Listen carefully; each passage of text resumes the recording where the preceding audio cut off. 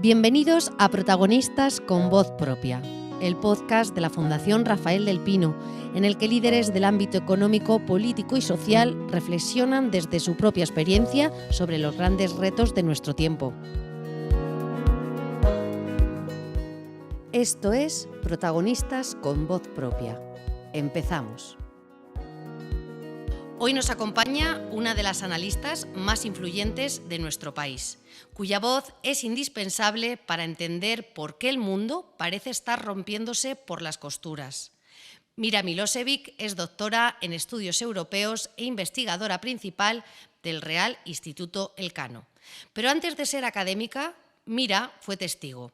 Nació en Belgrado, en la antigua Yugoslavia, y lleva en su ADN la memoria de un siglo marcado por imperios que colapsan y fronteras que se mueven.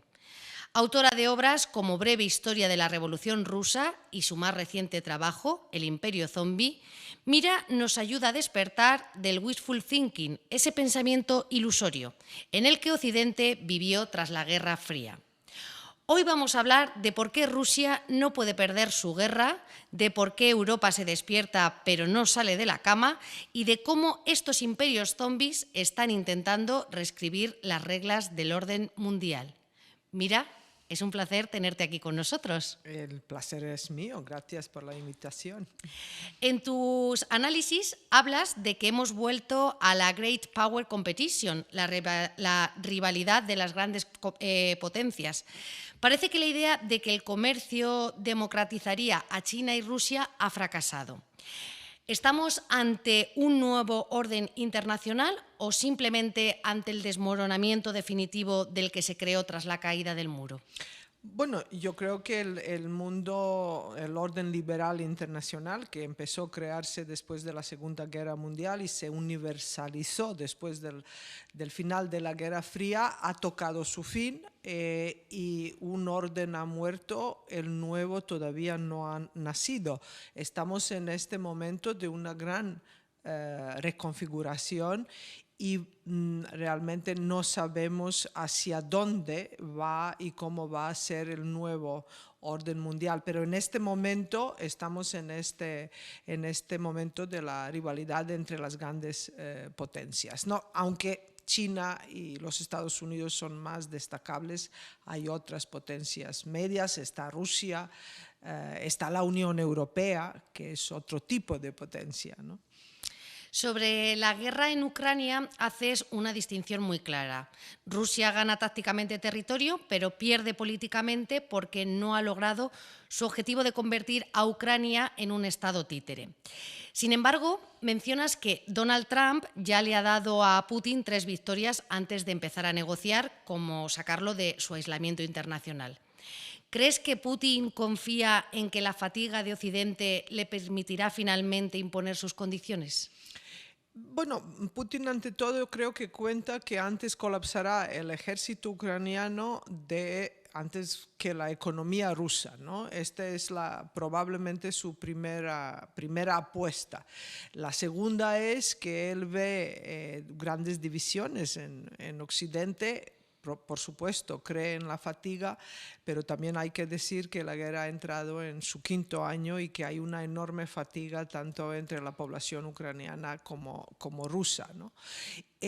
Trump le ha sacado del aislamiento, pero esta semana se está hablando de que la Unión Europea debe hablar con Putin. Quiero decir que poco a poco todos actores estratégicos importantes están sacando a Putin del aislamiento. En tu último libro planteas una tesis fascinante. Defines a la Rusia actual como un imperio zombie, un difunto que intenta volver a la vida. Explicas que, a diferencia de otros imperios que cayeron por derrotas externas, el soviético implosionó por dentro. Y lo que vemos hoy es un proceso de reimperialización. ¿Por qué es tan poderosa esa nostalgia imperial como motor de la Rusia de Putin y por qué estos posimperios necesitan autodefinirse hoy como estados-civilización? Bueno, aquí hay muchas preguntas en una, pero que es importante subrayar. Primero, que Rusia, a diferencia de Francia o Reino Unido o Bélgica, no ha tenido un imperio, sino que ha sido un imperio. Con esto quiero decir que Rusia ha creado su imperio expandiéndose hacia todas las direcciones y sobre todo respetando la doctrina de Catalina la Grande, que dijo: la única manera de proteger mis fronteras es expandiéndolas, ¿no? Y esta ha sido siempre la regla del pensamiento estratégico tradicional ruso. Segundo, los dos imperios, el soviético que has mencionado, pero también el zarista, han implosionado, se han autodestruido, y esto sí que es un fenómeno en comparación con otros imperios que decayeron por efectos, digamos, externos. El ruso se derrumbó por una implosión.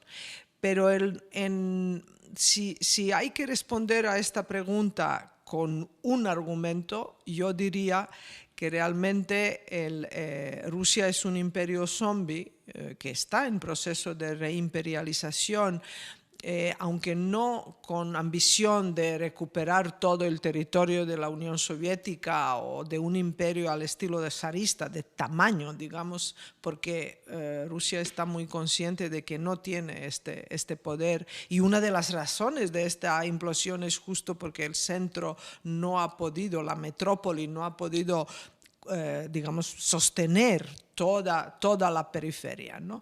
Pero si hay que nombrar una razón, yo diría, y es lo que explico en el libro, es que el fracaso de Rusia de convertirse en un Estado-nación, como lo conocemos en Europa Occidental, al fracasar, y a mí no me extraña que ha fracasado porque 30 años no son suficientes de cambiar una historia de 5 siglos, al fracasar en este intento, Rusia ha adoptado un discurso de que es un Estado-civilización. Eso puede significar muchas cosas, pero lo más importante aquí es: ¿por qué Rusia quiere ser un Estado-civilización? Igual que China, que Irán, que Turquía, incluso India, ¿no? Estos primeros que he nombrado son todos que han tenido unos imperios, ¿no? El imperio Turquía es el Estado-nación que se ha creado en las ruinas del Imperio Otomano.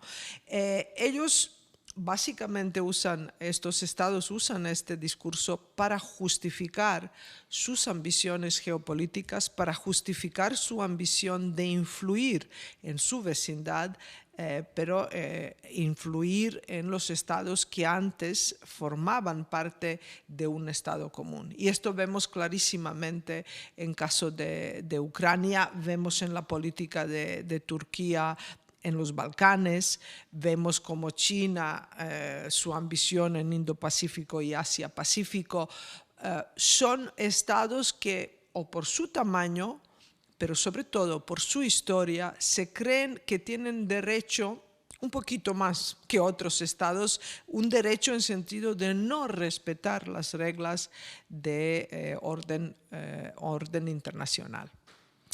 Dices que estos actores, como Rusia o China, rechazan los principios westfalianos de soberanía e integridad territorial en favor de alguna hegemonía basada en la historia o la cultura.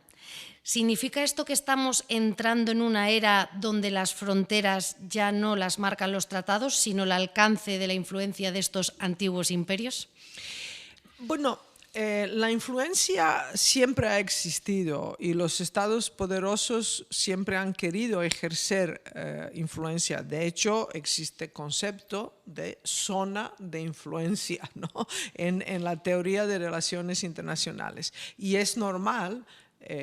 Lo que aquí llama la atención es cómo Rusia, como China o Turquía, los países que he mencionado, cómo usan sus vínculos históricos, incluso su memoria histórica en caso de Rusia, memoria histórica que se refiere a la Segunda Guerra Mundial y en la lucha contra el fascismo, cómo usan historia, la memoria histórica, la lengua, la religión, la cultura, la tradición, son todas herramientas para ejercer hoy en día esta influencia.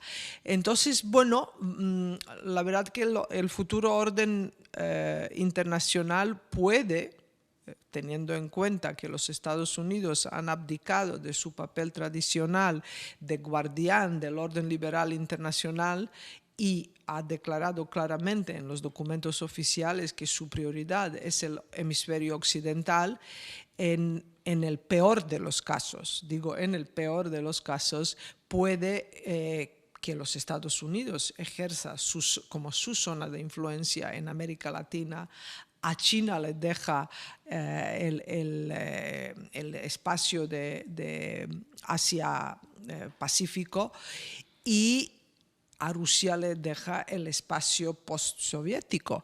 Pero una cosa aquí es segura y sí muy preocupante, que los estados euroasiáticos o los imperios, postimperios euroasiáticos, vuelven al centro de la geopolítica y al centro al orden internacional como un problema.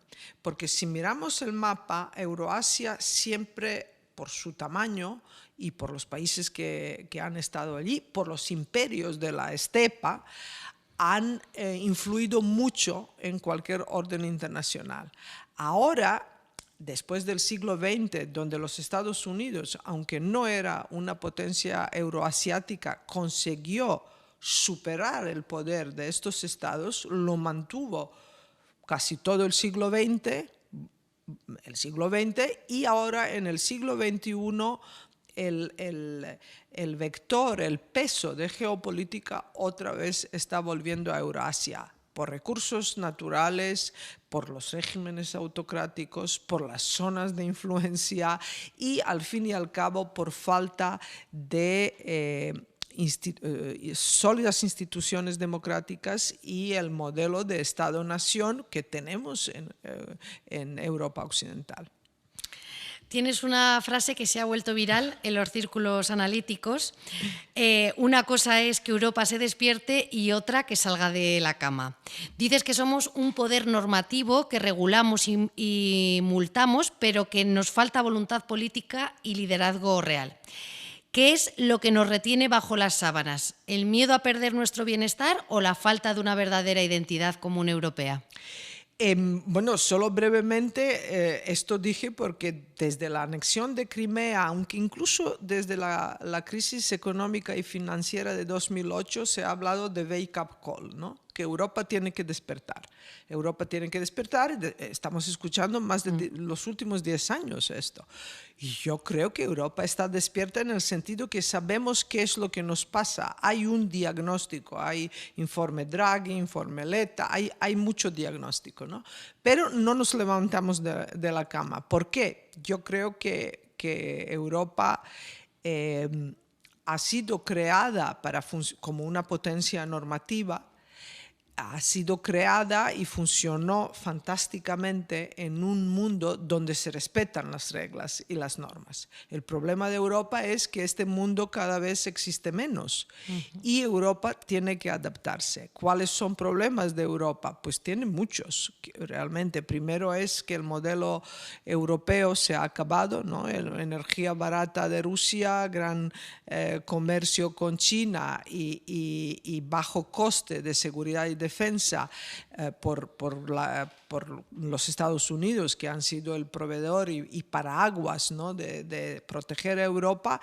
Este modelo se acabó y esto es un grave problema. Esto frena levantarse de la cama en el sentido que Europa en este momento todavía no es independiente ni en energía, nunca va a ser autosuficiente en energía, porque fracking está prohibido, entre otras cosas, ¿no? Y energía nuclear está muy mal vista, pero sobre todo en este momento el gran problema de Europa y el más visible, más obvio, es la seguridad y defensa, porque vemos la crisis en la relación transatlántica, vemos que la prioridad de los Estados Unidos es Asia-Pacífico e Indo-Pacífico, y en fin, vemos un mundo que ya no es funcional y no es suficiente, digamos, para cumplir la ambición de los Estados Unidos y sobre todo cumplir lo que ellos consideran que es importante para su seguridad y defensa. Su prioridad se está desplazando de Europa. ¿Qué falta a Europa? Yo creo que le falta mucho liderazgo político. Le falta unión, pero esto es difícil más allá de las normas, ¿no? Una cosa es que todos nos ponemos de acuerdo compartir normas, porque compartimos valores, compartimos normas, pero una cosa es compartir valores y otra es compartir intereses. Y a veces nos confundimos con ello.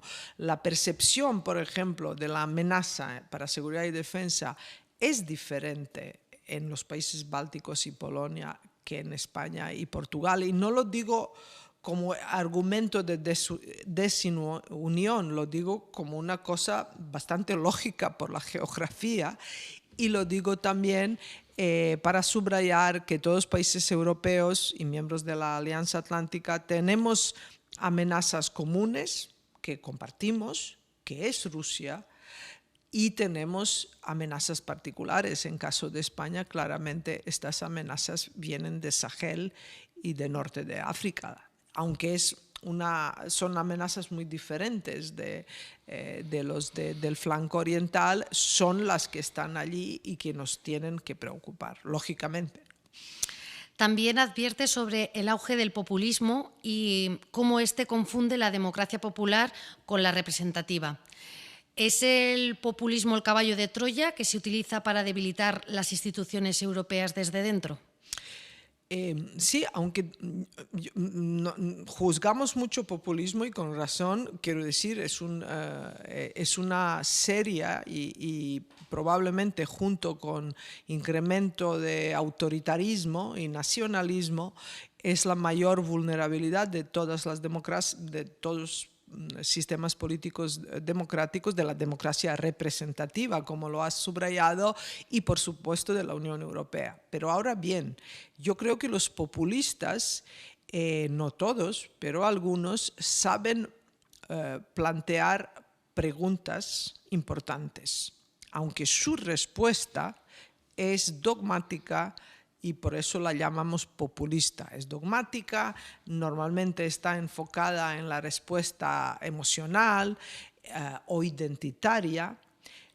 Con esto, un ejemplo, ¿no? Hay un serio problema de inmigración en Europa. Eso yo creo que nadie lo puede negar. Ahora bien, ¿cuál es la respuesta, no? La respuesta no debe ser una respuesta identitaria. El problema de inmigración es un problema mucho más complejo que la percepción de que nos van a contagiar con su cultura o su valor. Yo soy inmigrante, por lo tanto, quiero decir que nadie emigra de su país si no tiene una necesidad.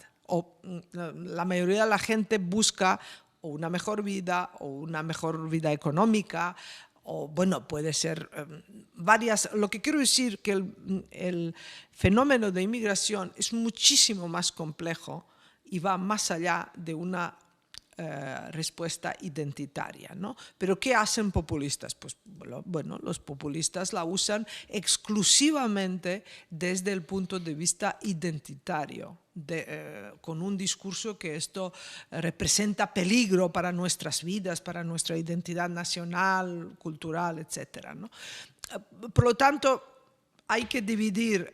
Algunas preguntas son buenas y son problemas reales. Lo que no me gusta de los populistas son sus respuestas y sus soluciones. Y normalmente ellos lo que ofrecen, si tú oyes que alguien va a solucionar algo en 24 horas, puedes decir que es un populista, ¿no? El primero es que, bueno, estas instituciones no funcionan y no valen para nada, y nosotros lo vamos a solucionar muy rápidamente.